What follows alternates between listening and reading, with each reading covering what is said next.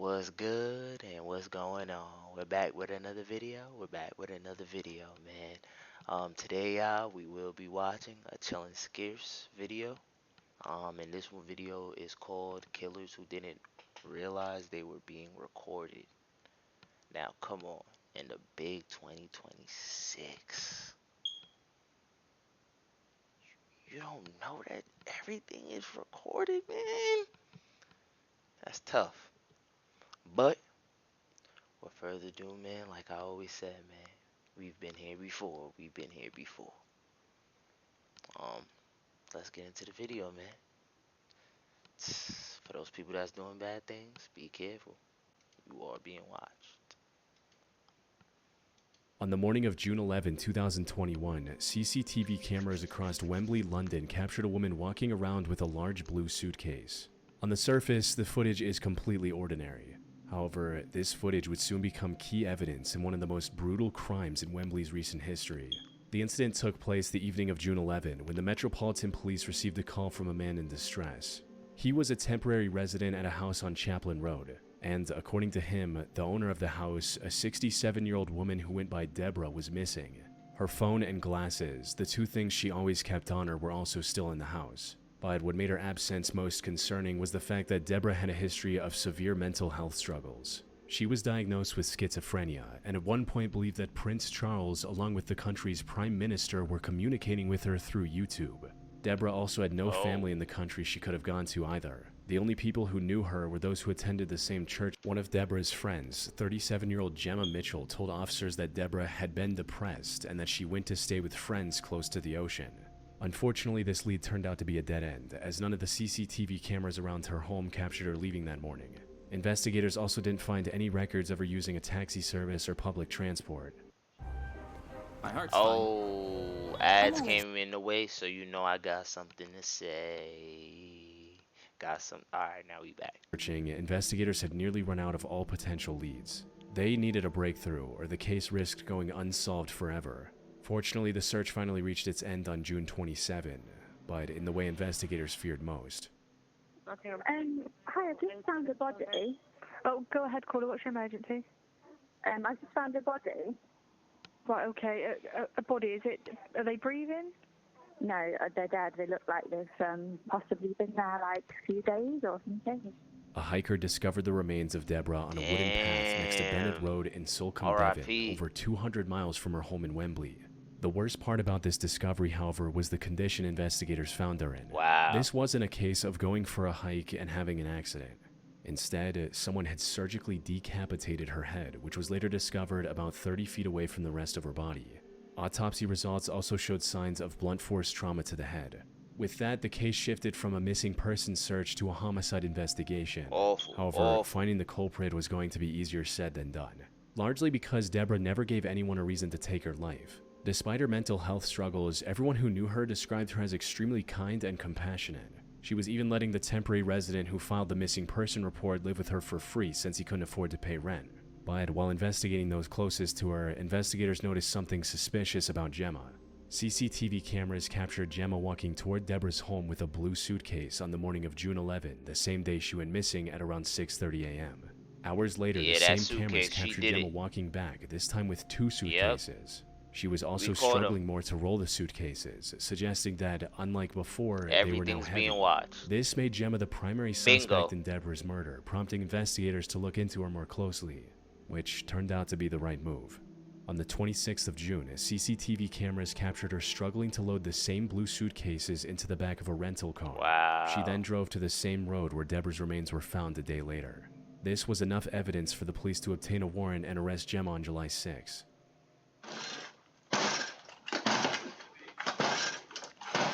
Ooh, coming through. Hello there. Hello, how are you? Yeah, good. There's no answer. Sorry, what's your name? Sorry, we were asleep. Are you Gemma? Yeah, I am. Okay, Gemma, just put your hands a second. Sure. Come on a second. Sorry, can I Gemma, do you want to come out? Yeah, sure. You're done. Hand just over to your hands. You're Gemma, done. at this moment, I'm arresting you on suspicion of murder. You're done. Gemma didn't even try to plead her innocence and went with the officers without any resistance, almost as if she was already expecting them to some extent.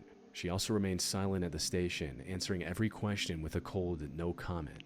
But now Guilty. that she was under arrest, authorities were able to search her home, and it wasn't long before everything became clear. You see, Gemma lived with her mother in their home on Bronsbury Park. The house was worth over £4 million, but it was in rough shape. So they hired a contractor and paid him over £230,000 for the renovations. Unfortunately, the contractor ran away with the money, leaving Gemma and her mother with an incomplete home and no money to fix it. That's where Deborah stepped in. She knew Gemma from church and considered her a friend. So after learning about her struggle, sisters. Deborah offered to pay over £200,000 for the renovations.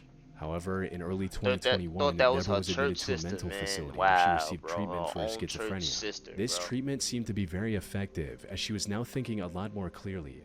It also resulted in her reconsidering her offer to Gemma and withdrawing it completely by early June. She instead told Gemma to sell the house and use the money to live a good life. Phone records revealed a message she sent to Gemma on June 8, reading, "Until you sold house, I won't want you to come to me or my house. I'm stressed to the core." However, Gemma did not take this kindly, and on the 11th of June, she went to Deborah's home with the intention of ending her life. After committing the crime, she stuffed Deborah's remains in the suitcase and brought it back home, which is why it looked much heavier on the way back, before disposing of her remains in Solcombe 2 weeks later. Her true motive also came to light when investigators discovered a forged will in Gemma's home, naming her and her mother as the sole beneficiaries of Deborah's entire estate. All of this was more than enough evidence to convict Gemma. She stood trial on October 2022 and was sentenced to life in prison with a minimum of 34 years behind bars. Justice served, chat. Justice was served. On July 7th, 2021, 23-year-old Chandler Halderson went to the local sheriff's office and filed a missing person report for his parents, 50-year-old Bart and 53-year-old Krista. According to Chandler, the two had gone to their family cabin in White Lake on July 2nd to spend the weekend. The last contact he had with them was a message from Krista writing, "Made it safely. Can't get anything through, and yes, it's packed. Going to White Lake today for the parade, and we'll come home Monday night/Tuesday early. Love you lots." It was Wednesday now, and the two had still not returned. Their phones were also going straight to voicemail, leaving Chandler with no way to determine their current whereabouts. Now, the simplest explanation is that they simply decided to extend their stay, and that they weren't able to inform Chandler because of the bad cell signal at the cabin, which was a known issue. However, this was completely out of character for them. Bart was extremely punctual and responsible, and Krista was on the verge of losing her job if she didn't return soon. Chandler was understandably worried about the safety of his parents. To make matters more complicated, they didn't go to the cabin on their own. Instead, they were apparently picked up by friends that Chandler didn't know about. Officers quickly began looking for the couple while Chandler reached out to local media, hoping someone with information on Bart and Krista might come forward. The most obvious place to look for them was the cabin, but when officers arrived at the location, they were surprised to see it completely empty. They had to break open the front door only to find zero signs of recent activity. It seemed like Bart and Krista never made it to the cabin. But if that was the case, why did Krista tell Chandler that they made it safely in her text? In the meantime, Chandler turned to the neighbors to check if any of their doorbell cameras captured anything about Bart and Krista, but that didn't prove very useful either. Without any other leads, investigators went back to the Halderson home to look for any clues. They also brought Chandler in for questioning since he was the last person who saw the couple. Though, until now, Chandler appeared to be a perfect son. Despite living with his parents, Chandler was doing very well for himself. He had already gained valuable work experience in several different fields at just 23 years old, and had even received a job offer from SpaceX. Unfortunately, before he could accept the offer, he accidentally fell down the stairs. This resulted in him sustaining severe nerve damage in the legs, forcing him to reject the SpaceX offer and focus on recovery. I'm not really a cupcake, but I am super baked, thanks to Mood Can. Mood is third-party test. Ad in the way, so I gotta pause it. Alright, we back. Cooperative with the police up until this point. But, as it turned out, the concerned look on his face was nothing but a complete lie. His behavior started becoming suspicious as soon as he was brought in for questioning. Not realizing he was being recorded, Chandler was seen in the interrogation room putting his head up against the wall, almost as if he was trying to listen in on what the detectives knew, likely so he could adjust his story accordingly. The investigators searching his home also discovered some rather concerning evidence. This included things like missing floor tiles and cabinets from the kitchen, a broken glass pane from the fireplace, and most concerningly, splatters of recently cleaned blood all throughout the house. However, Chandler seemed to have an excuse for everything. He blamed the missing tiles and cabinets on renovations, and claimed the fireplace glass broke while playing with one of his dogs using a tennis ball. As for the blood, Chandler claimed that it came from Krista having excessive nosebleeds and from Bart getting a deep cut on his leg while doing some repair work at home. But investigators were starting to notice some inconsistencies in his statements. For instance, at one point during the interview, Chandler claimed that he couldn't drive because of his leg injuries. But not long after, he mentioned driving to multiple places to celebrate the 4th of July holiday. However, despite their suspicion, investigators had no proof of any foul play from Chandler. He did that that is, shit. until they received a call from a woman named Cress. She was a family acquaintance of Chandler's girlfriend Catherine, and the two had actually gone to her place for dinner on the 4th of July. According to Cress, Chandler visited her farm in Cottage Grove on July 3rd, asking to use her pool. She said yes and went on with her day. But when she came back to check on him an hour later, he wasn't in the pool. Instead, his car was backed up to a wooded area next to the farm and its trunk was open. Investigators moved that rushed to the fast? location she provided, and not far into the wooded area, they found the dismembered remains of Bart Halderson, wrapped in a tarp and hidden under some foliage. Around the same time, a different group of investigators discovered doorbell camera footage that Found showed the the Halderson douchebag. home in plain Found view. him. According to this footage, Bart and Krista never stepped foot outside on the morning of July 2nd. In other words, the story of the mystery friends picking them up was a complete lie. But when Wow. confronted with this evidence, Chandler stopped talking and asked for a lawyer. You know what happened. We're not going to tell you what happened. You know what happened. You were there when it happened. We're not BSing you, okay? Look at his body language. We got him. We know more Hey. than you think we know. I Okay? understand. Right. There's people that have told us things. We have evidence. We have proof. More has happened. Okay. So your parents never made it to the cabin, and I think you know that. Yep, Okay? we got So him. you're asking for an attorney. We're not going to ask any more questions. Stand. Go stand up. You want to stand up and just come here? Krista's remains were later discovered in an area near the Wisconsin River as well. Wow. Fortunately, investigators were able to find enough evidence to piece together exactly what happened between Chandler and his parents, and why. They found Bart and Krista's phones inside the house wrapped in aluminum foil to block signals, confirming they never left the home. Shell casings found in the basement also confirmed that he more than likely shot his parents before dismembering and disposing of their remains. CCTV footage from a nearby supermarket caught him buying the tarp he used to transport Bart. However, the worst of what he did was revealed when investigators found tiny bone fragments in his fireplace. You see, at around 3 a.m. the night of, the neighbor's doorbell camera captured a strange light coming from the Haldersons' home. It got extremely bright before going out. Put simply, this bright light his neighbor's camera captured came from Chandler trying to cremate his parents. But the fire likely got out of hand and shattered the glass pane, resulting in him abandoning Are that you idea. kidding me, bro? As for why he committed such a horrific crime, that had to do with his successful career. As it turned out, almost all of it was a lie. He never graduated, never did any jobs he claimed to have done, and thus the offer from So SpaceX all that was was a cap? lie as well. Oh, Bart he apparently just was found out about lying, it, huh? and instead of facing the consequences of his years-long lie, Chandler decided that it was a better idea to take his parents' lives instead. He stood trial in January Wow. 2022 and was sentenced to life in prison without the possibility of parole.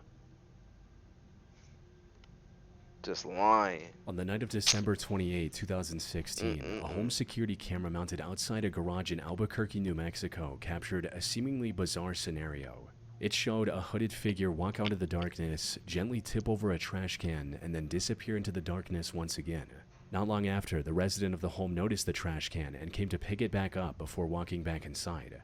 The camera Right. then captured the light from the garage door getting dimmer as it closed.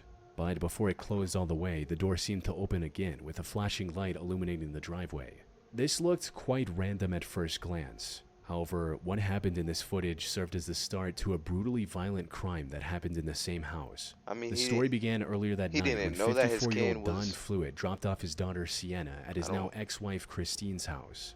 The next day, Sienna called Don's office, asking if he'd come to work that day. Apparently, he called Sienna every night to say goodnight, but he didn't call the night before, which worried her. And something was definitely not right. Don had never missed work without prior notice before. His phone was also ringing, but he wasn't picking up, which was very out of character for him. Many considered him the most upstanding person they knew, and it wasn't like him to ghost others out of nowhere. So, two of his coworkers decided to check up on him at his house that afternoon. However, when they reached the front door, it swung open. It was already unlocked. They called out Don's name, but when they heard no response, they decided to go inside. Everything in the house looked very normal. That is, until one of the coworkers went to the garage. There, she spotted a dark red streak on the wall behind the parked truck. She stepped closer to take a better look, only to come across what she was dreading the most. She called 911 and first responders rushed to the scene. Sadly, it was already too late for Don. Wow, He had bro. several cuts on his body, a deep cut on his neck, Damn, and signs of RIP, blunt force RIP. trauma to his face. By the time his coworkers found him, he had already been dead for several hours. The Albuquerque police immediately launched a murder investigation. However, the only clue they had was this home security footage. It wasn't clear enough to make out the suspect's face. Who is that? But the footage did suggest the intruder knew Don's habits quite well. He knew his daily routine, and more importantly, he knew Don wouldn't be able to ignore the trash can if it were lying on the ground, giving him the chance to sneak into the garage while Don picked it back up. This wasn't a random burglar or serial killer who just saw an opportunity. It was likely someone Inside close to Don. job. Unfortunately, figuring out who this person was turned out to be near impossible. The first suspect police questioned was Terry Lee White, Christine's now husband. Given Don's history of an intense custody battle against Christine and Terry in the past, investigators began to look for any lingering resentment that could have boiled over into violence. However, when questioned, Terry was able to provide alibis for that night that completely checked out. The next two potential suspects were Don's brother Dennis, who didn't have the best relationship with Don, and the landlord Benny Ruiz. But while neither had a strong alibi, there was also no evidence linking the two to the crime scene. With that, the investigation was back at square one.